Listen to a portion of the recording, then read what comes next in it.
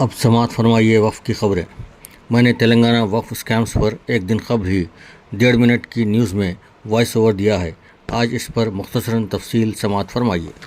Sangareddy district سابق Medak district کی gazette 48A serial number 20,106 سیدہ پور دیہات اور اب کونڈاپور منڈل کے تحت موجود ہے۔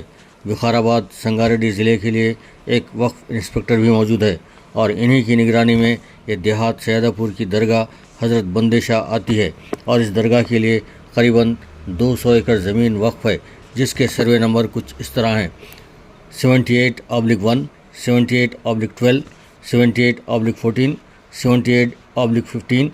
78/16 78/17 78/18 میں خشکی زمین 179 ایکڑ 29 گنٹے موجود ہے اور تری زمین 18 ایکڑ 3 گنٹے وقف ہے، یعنی جملہ 197 ایکڑ 32 گنٹے زمین درج اوقاف ہے، لیکن اسے 8 یا 10 دن قبل وقف کے اعلیٰ عہدیداروں کی ملی بھگت سے فروخت کر دیے جانے کی اطلاع بھی ہے، جو کہ قریبی رجسٹرار آفس کونڈاپور میں فروختگی کی کارروائی مکمل ہوئی ہے۔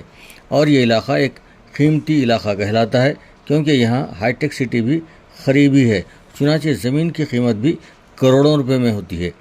یہ بھی اطلاعات ہیں کہ اپنے کالے دھندوں کی تکمیل کے بعد وقف عہدیداروں نے بنجارہ ہلز جیسے مہنگے ترین علاقے میں کروڑوں روپے مالیت کا فلیٹ اور پلاٹ بھی خریدا ہے اور بنگلور میں سرمایہ کاری کرتے ہوئے پلاٹنگ کا کاروبار بھی شروع کیا ہے۔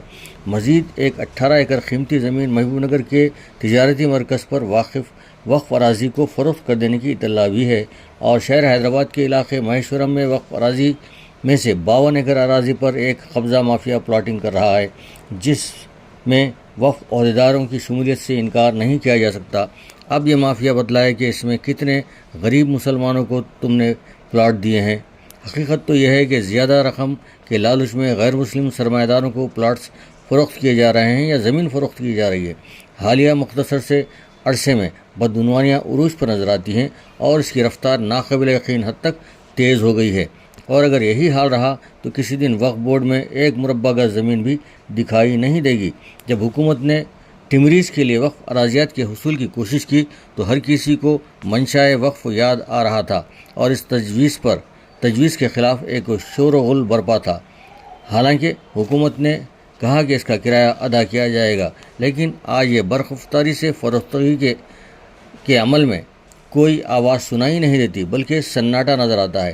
دراصل تلنگانہ حکومت نے دھرنی پورٹل کے ذریعے وقف اراضیات اور دیگر اراضیات کو محفوظ رکھنے کے لیے ایک بہترین قانون بنایا ہے، جس میں سے قبضے دار کے کالم ہی کو نکال دیا گیا۔ نتیجے میں قابضین زمین کے مالک یا وقف بورڈ سے رابطہ کرنے کے لیے مجبور ہیں۔ اگر یہ زمین کسی جاگیردار یا نواب کی ہو تو اسے وہ اراضی قابض کو فروخت کرنے یا نہ کرنے کا اختیار حاصل ہے، لیکن اگر یہ زمین وقف ہو تو اسے فروخت کرنے کے لیے NOC جاری کرنے کا اختیار کس نے دیا ہے؟ اب تک کتنی NOC دی گئی ہیں، اس کا پتہ لگایا جائے، اور یہ NOC چیئرمین اور CEO ہی دے سکتے ہیں۔ حکومت کو چاہیے کہ وہ وقف اراضیات کو فروخت کر دینے NOC جاری کرنے کے معاملے پر اعلیٰ سطحی تحقیقات CBI یا ED سے کروائے تو بہتر ہوگا، اور دھرنی پورٹل میں نشاندہی کردہ وقف اراضیات کہاں موجود ہیں، اس کی معلومات عوام کو دی جائے۔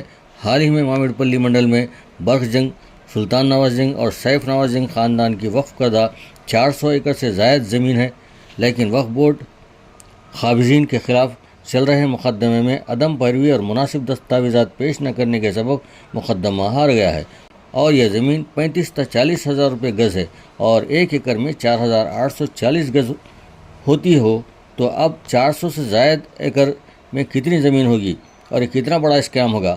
اسی طرح لینکو ہل درگاہ حسین شاہ ولی کے وقف اراضی میں بھی سپریم کورٹ میں شکست کے سبب 70,000 کروڑ کا نقصان وقف بورڈ کو ہوا ہے۔ اسی طرح 77,000 ایکڑ زمین وقف میں کتنا بڑا اسکیم ہو رہا ہوگا، یعنی تلنگانہ میں وقف اسکیم کئی لاکھ کروڑ کے ہیں۔ اگر ان سب کی تفصیل یہاں بیان کرنا ہو تو ایک ضخیم کتاب شائع کرنے کی ضرورت ہوگی، جس کی کئی والیوم یعنی جلدیں ہو سکتی ہیں۔ ED والے کروڑ، 2 کروڑ، 4 کروڑ، 5 کروڑ یا زیادہ سے زیادہ 100 کروڑ کے اسکیم میں مشغول نظر آتے ہیں۔ یہ ہزاروں کروڑ کی تلنگانہ وقف اسکیم کی طرف بھی توجہ دیں تو بہتر ہوگا۔ CBI بھی اس جانب توجہ دے۔ اوقافی اراضیات پر بدعنوانیوں کی ایک طویل فہرست کو دیکھتے ہوئے میں نے مستقل طور پر روزانہ 10 وقف اراضیات کی خبریں سنانا شروع کیا ہے تاکہ مسلمانوں میں شعور بیدار ہو اور انہیں احساس ہو کہ ہمارا کتنا بھاری نقصان ہو رہا ہے، جس سے کئی نسلیں استفادہ کر سکتی ہیں، لیکن اسے منظم انداز میں برباد کیا جا رہا ہے۔ انشاءاللہ اوقافی اراضیات پر معلومات کی خبریں جاری رہیں گی۔ اب اجازت دیجیے میر عنایت علی کو۔ اللہ حافظ۔